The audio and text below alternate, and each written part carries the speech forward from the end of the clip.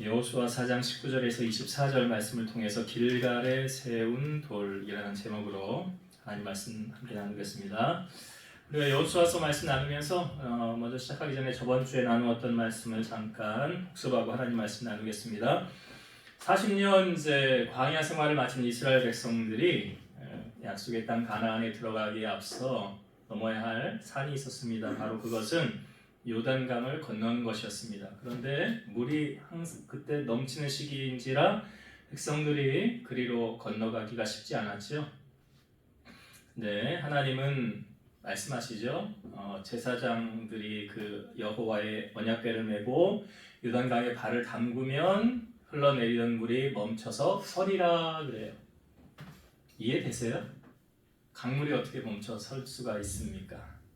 근데 하나님이 말씀하시고 이루시지 않은 것은 없죠. 문제는 하나님의 기적을 우리가 경험하길 원하잖아요.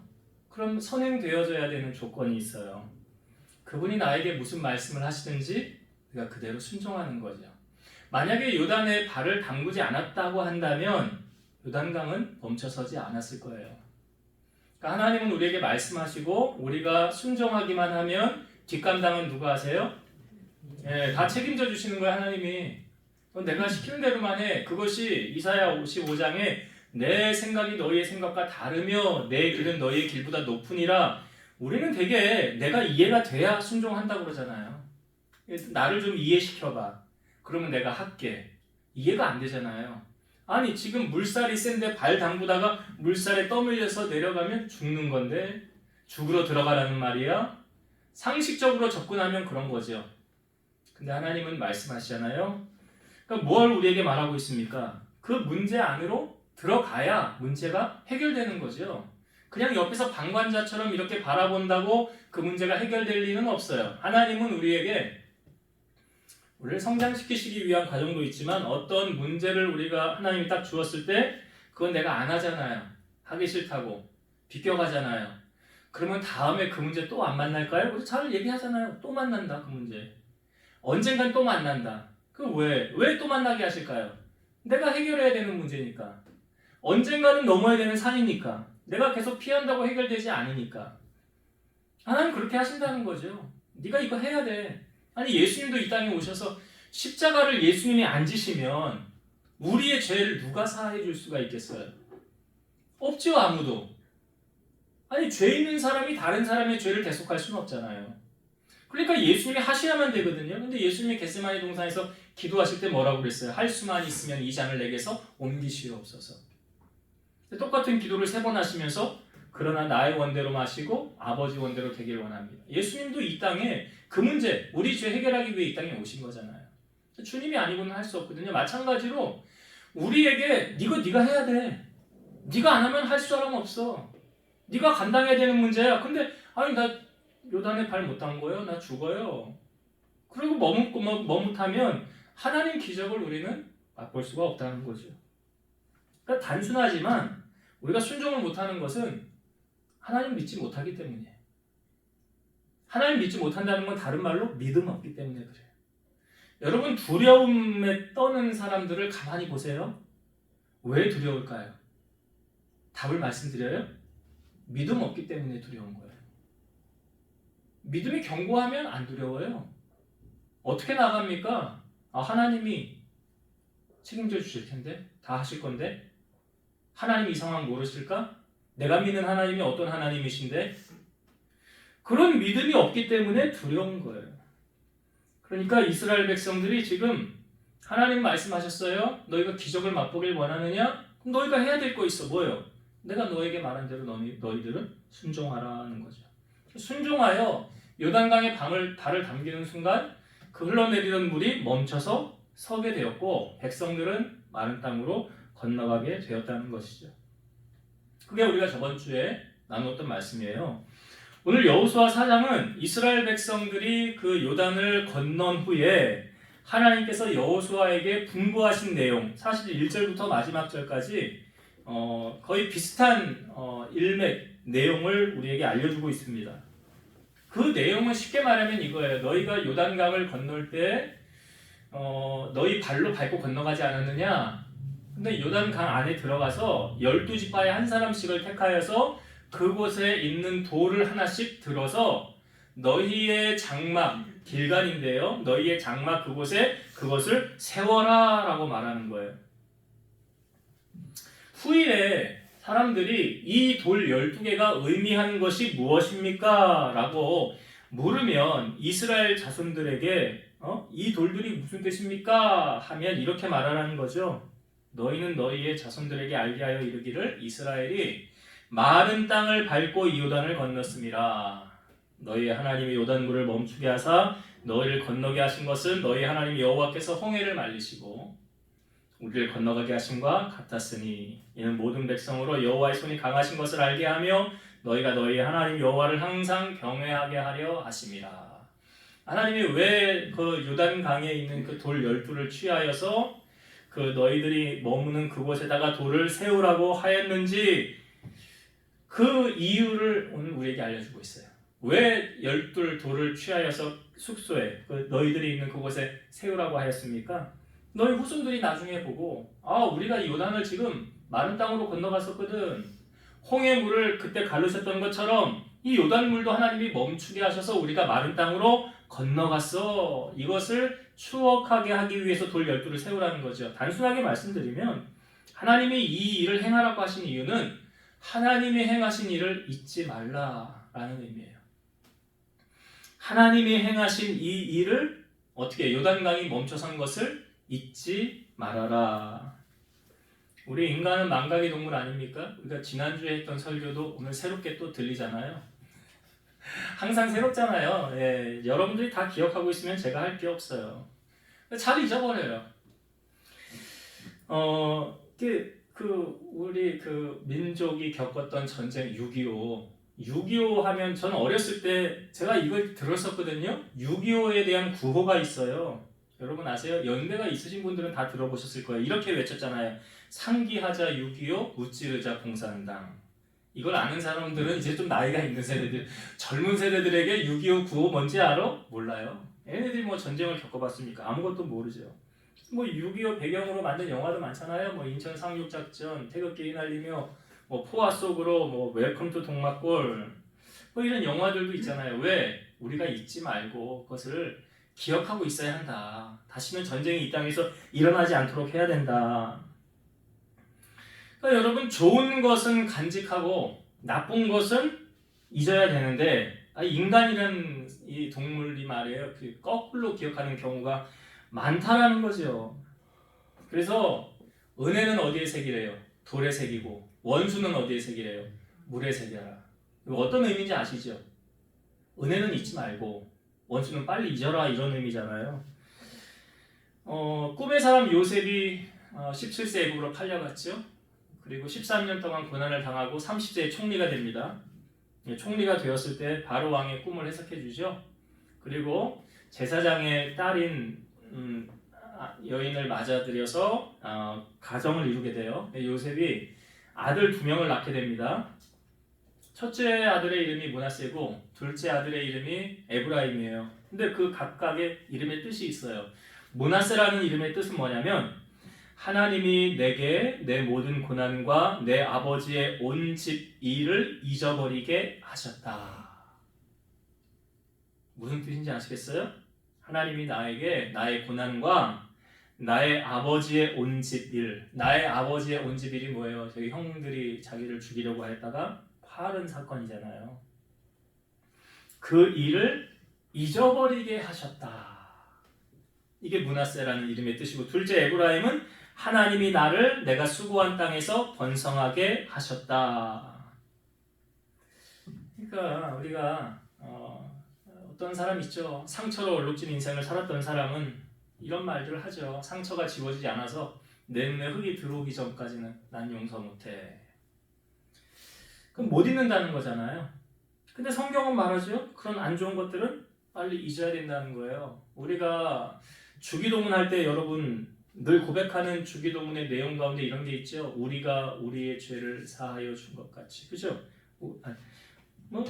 우리가 우리에게 죄 지은 자를 사하여 준 것 같이 하나님은 우리의 죄를 사해 주옵소서. 그러니까 내가 용서한 것처럼 하나님도 나 용서해달라는 거 아니에요. 예수님이 제자 베드로가 와서 저 사람 잘못하면 몇 번 용서할까요? 7번 용서할까요? 그랬더니 예수님이 아니다. 70번씩 7번이라도 용서해 주어라. 여러분, 하나님은 우리 인간을 너무 잘 아세요. 그래서 지금 요단강을 지금 마른 땅으로 건너갔는데 세월이 지나면 그냥 이것도 다 잊혀질 거 아닙니까? 그러니까 돌 12를 세워놔라. 그 의미는 그것을 보면서 하나님의 은혜를 잊지 말라라는 거예요. 모세의 고별 설교가 신명기죠. 신명기 8장 11절 보면 내가 오늘 내게 명하는 여호와의 명령과 법도와 규례를 지키지 아니하고 내 하나님 여호와를 잊어버리지 않도록 삼갈지어다. 여기도 모세가 지금 뭘 강조해요? 하나님을 잊어버리지 않도록 하라, 그죠? 하나님이 잊어버리지 않도록. 언제 하나님을 우리가 잘 잊게 될까요? 자, 그 다음 바로 설명이 나와요. 이렇게 설명하고 있죠. 네가 먹어서 배부르고 아름다운 집을 짓고 거주하게 되며 또 내 소와 양이 번성하며 내 은금이 증식되며 내 소유가 다 풍부하게 될 때에 네 마음이 교만하여 너의 하나님 여호와를 잊어버릴까 염려하노라. 언제 하나님 잊기 쉽대요? 잘 나갈 때. 잘 나갈 때. 아주 못 나가고 힘들 때는 어떻게 해요? 하나님 좀 도와주세요. 나 너무 힘들어요 하다가 그런 거 다 잊혀지고 이제 살만하거든요. 통장에 돈 많거든요. 죽을 때까지 먹을 거 다 해놨거든요. 그러면 그때는 이제 하나님 없어도 내가 살겠구나. 그거를 하나님이 염려하세요. 시편 50편 22절과 23절의 말씀 좀 두 절인데요. 상반적인 내용을 담고 있어요. 앞부분의 22절은 이래요. 하나님을 잊어버린 너희여 이제 이를 생각하라. 그렇지 아니하면 내가 너희를 찢으리니 건질 자 없으리라. 하나님을 잊어버린 너희여 라고 말하잖아요. 이건 뭐예요? 하나님을 알았었는데 떠나갔던 사람을 향하여 말하는 거죠. 이제 하나님을 잊어버리지 말고 생각하라. 하나님을 생각하라. 내가 너희를 찢으리니 건질 자 없으리라. 그 다음 나오는 23절 들어보세요.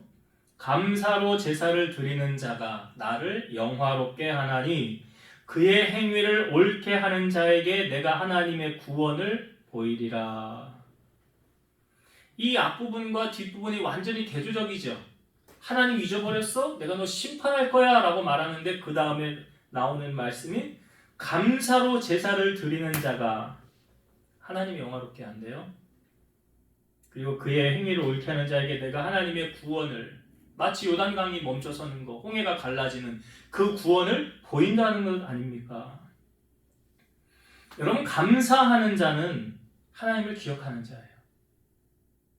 하나님을 잊어버리지 않는 자예요. 반면에 감사하지 않는 자는 하나님을 잊어버린 자예요. 감사는 안 했는데 나 하나님 안 잊어버렸는데 그거 아니라는 거예요. 성경은 그렇게 말하지 않아요. 감사하지 않는 자는 하나님 잃어버린 자래요.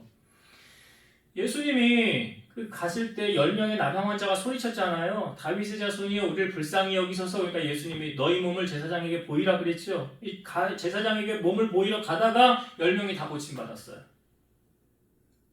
그런데 그 중에 한 사람이 그 나은 것을 보고 하나님께 영광을 돌리면서 예수님의 발 아래 다시 돌아와서 엎드려 감사를 표합니다. 그 아홉은 어디 갔냐고 주님이 묻잖아요. 그 아홉도 다 고침을 받지 않았느냐라고 주님 말씀하시잖아요. 그러니까 화장실 들어갈 때 하고 나올 때 하고 마음이 다르다는 거예요. 사람이요. 감사하는 사람은 하나님의 은혜를 잊지 않습니다. 그러니까 은혜를 아니까 감사하는 거예요. 근데 하나님의 도우심을 목격하고도 감사하지 않는 사람이 있어요. 그거 왜 그런지 아세요? 내가 잘해서 된 건데 뭐 감사해요. 내가 잘해서 된 건데 하나님이 도와준 거 아닌데. 사도행전 12장에 헤롯이라는 왕이 나와요. 이 사람은 헤롯 아그리파 1세인데 이 사람이 연설 한번 했더니 사람들이 다 감동을 했어요. 와, 이건 신의 소리요 사람의 소리가 아니로다. 근데 그 다음에 헤롯 어떻게 됐느냐? 사도행전 12장 23절. 헤롯이 영광을 하나님께로 돌리지 아니하므로 주의 사자가 곧 친히 벌레에게 먹혀 죽으니라.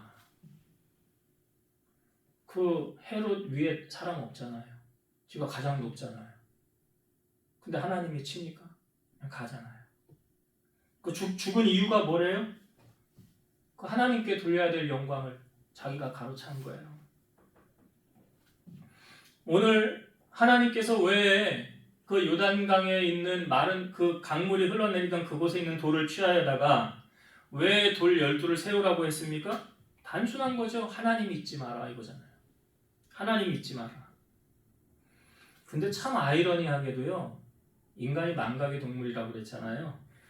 지금 지도자 여호수아 아닙니까? 여호수아와 그 시대 장로들이 다 죽은 뒤에 어떤 일이 있었느냐? 사사기 2장 10절. 그 세대의 사람도 다 조상들에게로 돌아갔고 그 후에 일어난 다른 세대는 여호와를 알지 못하며 여호와께서 이스라엘을 위하여 행하신 일도 알지 못하였더라. 여호수아와 그 시대 사람들이 다 하나님을 경외한 사람이 죽은 다음에 그 다음에 일어난 세대는 여호와를 알지 못했다. 알지 못했다. 하나님의 행하신 일도 알지 못하였다. 그러니까 그 다음에 이스라엘 백성들이 누구를 섬기냐면 우상을 섬겨요. 바알, 아스타롯 이런 우상을 섬깁니다. 그러니까 하나님께서 어떻게 하시느냐? 여호와의 손이 재앙을 일으키고 노략하는 자의 손에 넘겨서 그들이 노략을 당하게 하시고 그들의 대적을 이기지 못하게 하셨더라. 우리가 좀 전에 찬양할 때 전쟁 누구에게 속한 거래요? 여호와께. 근데 하나님을 배반한 그 이스라엘 백성들을 하나님이 도와요? 안 도와요? 안 돕죠. 하나님 안 도와요. 하나님 아무나 돕는 거 아니에요. 여러분 우리도 이러지 말라는 법 있어요? 여러분 구약을 잘 되고 정말 통장에 돈이 말이야 막 수북하게 쌓이고 재산이 막 늘어나고 내 위에 사람 없어. 그러면 그때도 여전히 하나님을 잘 섬기실 거냐고요. 대답을 안 하시네. 네? 대답을 안 해요. 여러분 그렇게 부자 되고 싶지 않으세요? 아니 나는 그렇게 좀 됐으면 좋겠는데. 예, 그래서 내가 어디를 가든지 내가 맨날 밥 사고 말이야. 내가 선물도 막 사주고 막 베풀고 저 그랬으면 좋겠어요. 예, 어디 가서 이렇게 밥 얻어먹고 이러는 것보다 내가 사는 사람 되면 좋잖아요. 그러니까 우리 인간을 하나님이 너무나 잘 아시기 때문에 여호수아 그 다음 세대들이 성경에 보면 다음 세대가 아니라 다른 세대로 표현하잖아요. 그 다음을 잇는 세대가 아니라 새로운 세대, 다른 세대가 일어났다. 그 다른 세대는 하나님을 섬겨요, 안 섬겨요? 안 섬기더라. 우상을 섬기더라. 우리가 이 여호수아 이 뒷부분 사사기 말씀 성경을 보면서 이런 전철을 밟지 않으려면 어떻게 하면 될까요? 어떻게 하면 될까요? 신앙의 유산을 물려줘야 되겠죠. 신앙의 유산. 사전을 검색해봤어요. 유산이라는 뜻이 여러 가지 의미가 있는데 우리가 지금 알려고 하는 이 유산의 뜻은 뭐냐면 이거예요. 상속에 의하여 상속인이 피상속인으로부터 물려받는 재산. 상속에 의해서 상속인이 피상속인에게 물려받는 재산. 자, 그러면 여러분 이 유산이라는 것은 눈에 보입니까? 보이지 않습니까? 유산. 보여요? 안 보여요? 보이잖아요. 저 건물 저 아버지 건데 얘 아들한테 줬대. 저 아들 좋겠다. 야, 저 아버지가 타던 차 몇 억짜리인데 그거 딸 줬대. 그 딸 좋겠다. 야, 아버지 통장에 돈이야 한 20억 있었는데 10억씩 나눠줬대더라. 이게 다 보이는 거잖아요. 유산이. 안 보이는 걸 물려주는 건 아니잖아요. 자, 그러면 신앙의 유산은 보입니까? 보이지 않습니까? 걸려들었어. 집사님 대답을 안 하셔. 잘하시더니. 예? 신앙의 유산은 보여요? 안 보여요? 자, 제가 성경 구절 한번 읽어볼게요. 야고보서 2장 21절 22절. 우리 조상 아브라함이 그 아들 이삭을 제단에 바칠 때에 행함으로 의롭다 하심을 받은 것이 아니냐. 네가 보거니와 믿음이 그의 행함과 함께 일하고 행함으로 믿음이 온전하게 되었느니라. 이게 아브라함 얘기죠. 아브라함이 이삭 바쳐라 그랬잖아요. 3일길을 가서 하나님 시킨 대로 산에 올라가서 이삭을 죽었다가 다시 살아난 거하고 똑같다 그러잖아요. 근데 아브라함이 이삭을 내려치는 그 찰나에 아브라함아 급하게 부르면서 그 다음에 하신 말씀이 뭐예요? 내가 이제야 네가 나를 얼마나 경외하는 줄을 내가 알았노라 그러잖아요. 그 얘기거든요. 지금 야고보 기자가 하는 이야기가 그 아브라함이 그 아들 이삭을 제단에 바칠 때 행함으로 의롭다 하심을 받은 게 아니냐. 네가 보거니와 믿음이 그의 행함과 함께 일하고 행함으로 믿음이 온전하게 되었느니라. 그러니까 아브라함의 믿음이 이삭에게 전수가 됐다고 한다면 그 유산이 물려간 거잖아요. 그렇죠? 아니 우리가 뭐 신앙의 유산은 다른 게 아니잖아요. 믿음의 유산이라고 그러지 않아요?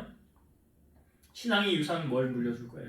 영혼 없는 몸이 죽은 것 같이 행함이 없는 믿음은 죽은 것이니라 그러잖아요. 그러니까 신앙의 유산도 보이잖아요. 안 보이는 게 아니에요. 보인다고요. 예를 들어서 목사님이요, 그 교회에서 신앙생활을 예를 들어 잘하던 집사님이나 장로님이나 권사님이 돌아가셨어요. 그리고 목사님이 그 자녀들을 만날 기회가 있어요. 그러면 그 자녀들에게 이런 말을 하면, 야, 너희들은 너희 아버지가 신앙생활 한 것처럼만 해라. 너희들은 너희 어머니가 신앙생활 한 것처럼만 해라. 칭찬이에요, 욕이에요?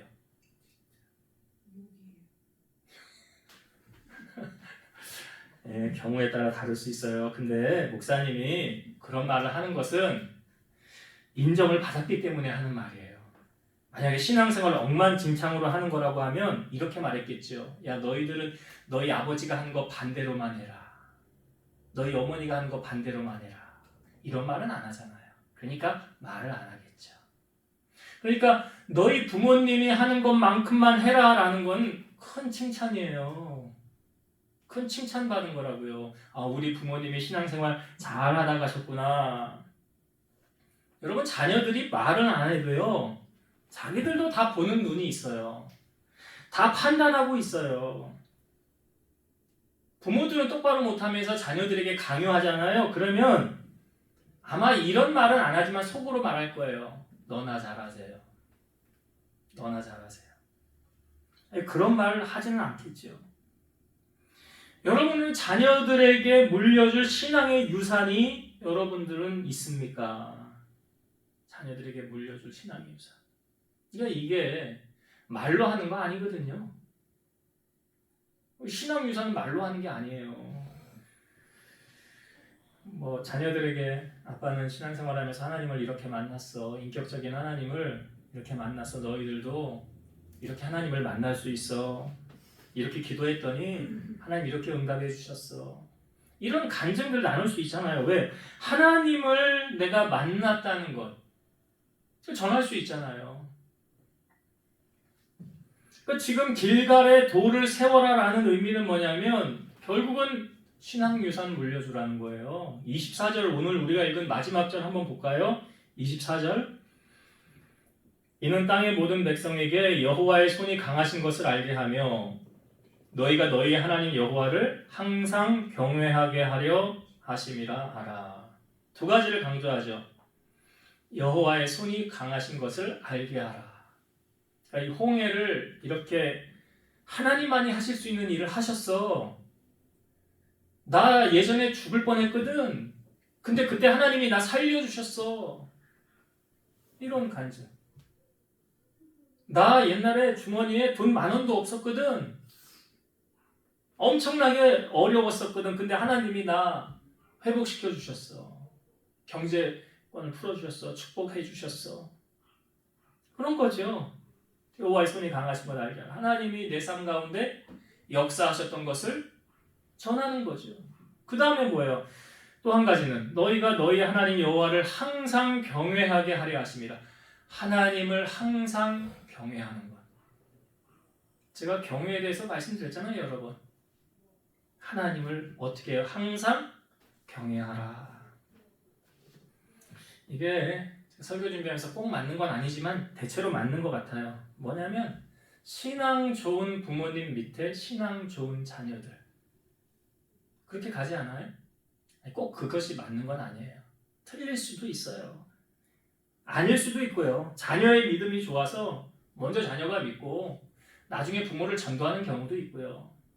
조혜련 집사 같은 경우도 그런 거죠. 어머니, 친정어머니 전도했잖아요, 자기가. 그러니까 우리가 자녀들에게 남겨줄 유산을 어떤 유산이요? 돈이요? 건물이요? 집이요? 물론 그런 거 물려주면 자녀들 좋아하겠죠. 고생 안 하고. 근데 정말 중요한 유산은 신앙의 유산인데 오늘 말씀해 보니까 신앙의 유산도 눈에 보이더라. 여러분들이 믿음 생활하는 거 다 자녀들이 보고 기억하고 있어요. 자녀들만 보는 거 아니에요. 하나님도 보시고요. 같이 신앙생활하는 교우들도 보고요. 여러분 직장 생활하는 사업하는 그곳에서 만나는 모든 사람들이 다 보고 있더라. 그래서 신앙의 유산을 물려주는 것이 참 중요하다라는 것. 이제 말씀을 정리하고 마치겠습니다. 오늘 마른 땅으로 건너간 이스라엘 백성들에게 12지파의 한 사람씩 와서 이 돌을 취하여 그것을 가져다가 길갈에 세워라. 그렇게 하신 이유는 무엇이냐? 하나님을 잊어버리지 말아라. 하나님을 잊어버리지 말아라. 인간이 어려울 때는 하나님 도와주세요 라고 하나님을 찾는데 잘 되고 부유하면 하나님을 잊는 경우들이 많더라. 그걸 하나님이 염려해서 계속 이렇게 말씀하시는 거예요. 여러분, 하나님을 잊지 않기 위해서 우리가 꼭 해야 될 거 있어요. 뭐라고요? 감사해요. 하나님 잊지 않기 위해서 꼭 해야 되는 게 뭐라고요? 감사라고요. 제가 아까 말씀드렸잖아요. 10명의 나병 환자 다 고침받았는데 한 사람만 주님 앞에 돌아와서 뭐 했어요? 감사하고 살해했더라. 감사하고 살해했더라. 아까 시편 50편 말씀에도 감사로 제사를 드리는 자가 나를 영화롭게 하나니. 그래서 하나님을 잊지 않기 위해서는 감사가 생활화되어 있어야 하는 것이고요. 감사를 잊어버렸다고 한다면 여러분 감사를 회복하세요. 감사를 회복하는 게 하나님의 신앙, 하나님과 나와의 관계를 회복하는 거예요. 신앙생활에게 이것보다 더 중요한 거 없잖아요. 그래서 하나님께 항상 여러분 감사하는 삶을 사세요. 이것이 하나님을 잊어버리지 않는 거예요. 그리고 또 한 가지 나누었던 것이 우리가 가장 좋은 것을 자녀들에게 물려주길 원하잖아요. 그렇죠. 부모라면 당연하죠. 자녀가 잘 되길 원하잖아요. 그래서 가장 좋은 유산은 신앙의 유산이다. 왜요? 이렇게 하나님 말씀하셨잖아요. 10계명을 우리에게 주시면서 나를 사랑하고 내 계명을 지키는 자에게는 내가 1000배까지 복을 내리리라. 그러나 나를 떠나가고 순종하지 않는 자는 3, 4대 저주가 임하리라. 오늘 우리가 읽은 4장의 마지막 절의 말씀, 왜 이 일을 하나님이 행하셨느냐? 하나님을 항상 경외하게 하기 위함이라. 그러니까 1000대까지 복받는 비결은 하나님을 항상 경외하는 것. 그래서 여러분들의 이 신앙의 유산을 자녀들에게도 꼭 물려주어서 하나님을 만남으로 저들이 하나님의 복을 누리고 살아갈 수 있는 그러한 역할을 잘 감당하는 여러분 되시기를 주의 이름으로 축원드립니다. 기도하시겠습니다.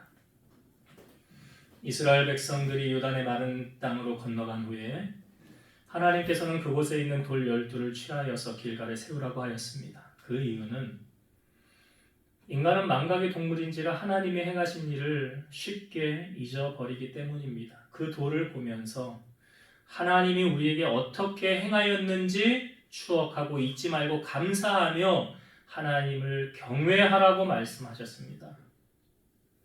오늘 이 말씀을 우리가 나누어 싸우니 이 말씀으로 그치는 것이 아니라 우리의 삶에 적용하여서 하나님을 잊어버리지 않도록 날마다 감사로 하나님 앞에 영광 올려드리는 우리 성도들이 다 되게 하여 주옵소서.